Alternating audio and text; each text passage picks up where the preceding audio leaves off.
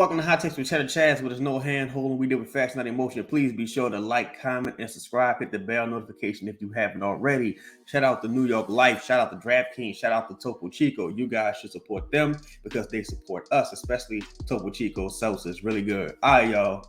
I'm done with the ads. You know what I'm saying? There's not going to be any 30-second ads about candy bars or, fucking station wagon parts and all that. All right, so we good. Let's get to the show. So check this out. I got the perfect offseason.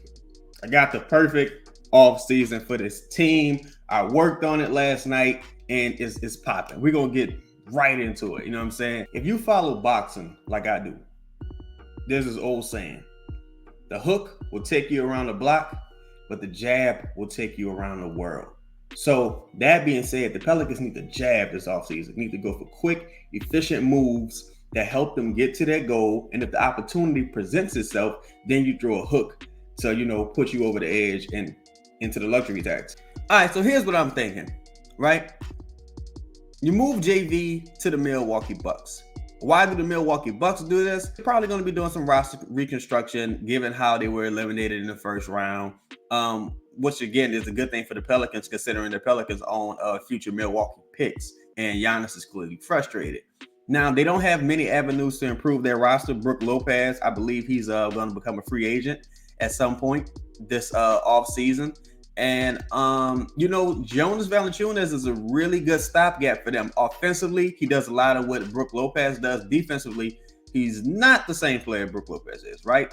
But they may be just looking for a stopgap. They may not want to, commit to a long-term salary to a center right now until they know what's happening with Giannis in their future, right? Bobby Portis, who was a critical piece in them, getting the number one seed this regular season, he didn't get any run time in the playoffs. And I think he would fit with the Pelicans like a glove.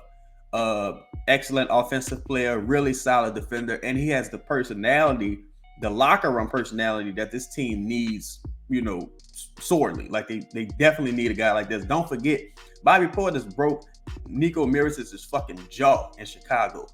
That's the kind of guy you want here. That's the kind of guy you want in your locker room. And he's had some big playoff performances.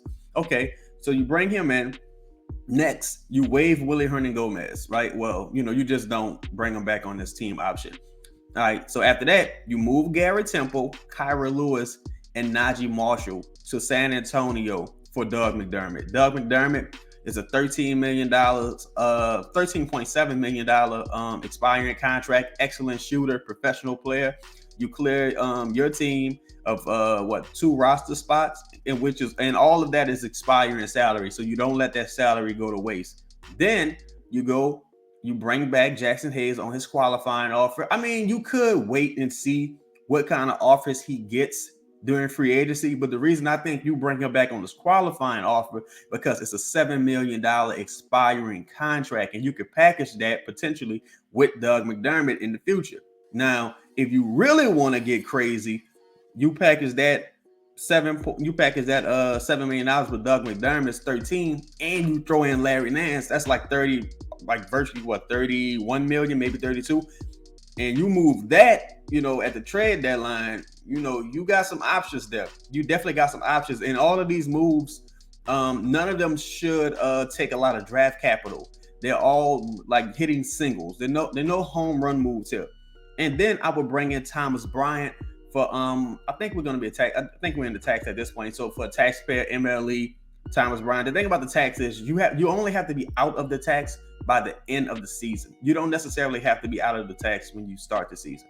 So you bring in Thomas Bryant, good third big man, or depending on how you see him, depending on how you see Jackson Hayes' playing time this season. Thomas Bryant, guy who can stretch the floor. Again, I'm not necessarily worried about defense. You know what I'm saying? This is an offensive-driven team, so you want to lean into your offense.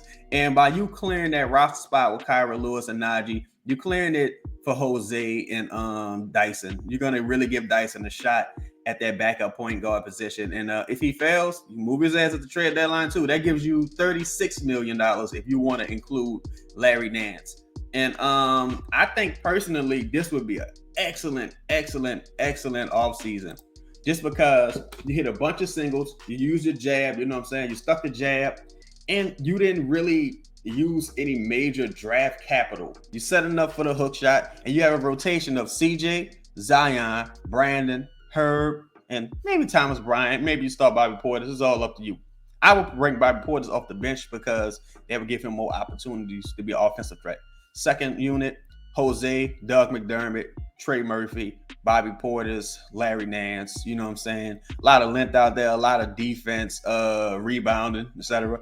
And you got your break glass case of emergency guys, Dyson Daniels, Jax, EJ Liddell, who will probably be in the G League, Sebron, who may or may not be in the G League. And you're pretty much counting on Sebron and EJ Liddell to take over that Najee spot. So I think that would be an excellent offseason.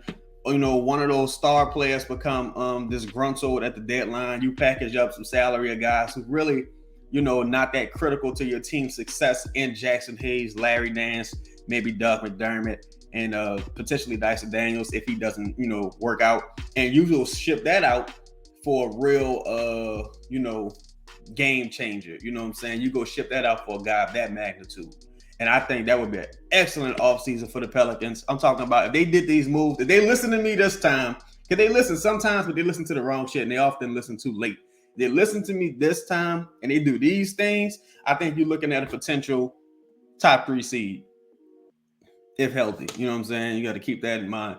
But y'all let me know what y'all think. Please be sure to like, comment, and subscribe. So the acquisitions would be Doug McDermott, Bobby Portis, Thomas Bryant, and you go with that. And the guys leaving out would be Garrett Temple, Kyra Lewis, and JV. Rest in peace. This podcast is sponsored by the Birdsall Law Firm, the official injury lawyers of Boot Krewe Media, located at 918 Porter Street by the Superdome. Give them a call at 504-523-5413 if you or someone you know has been involved in an accident. And be sure to mention we sent you. Birdsall Law Firm, the official injury lawyers of Boot Krewe Media. Yeah.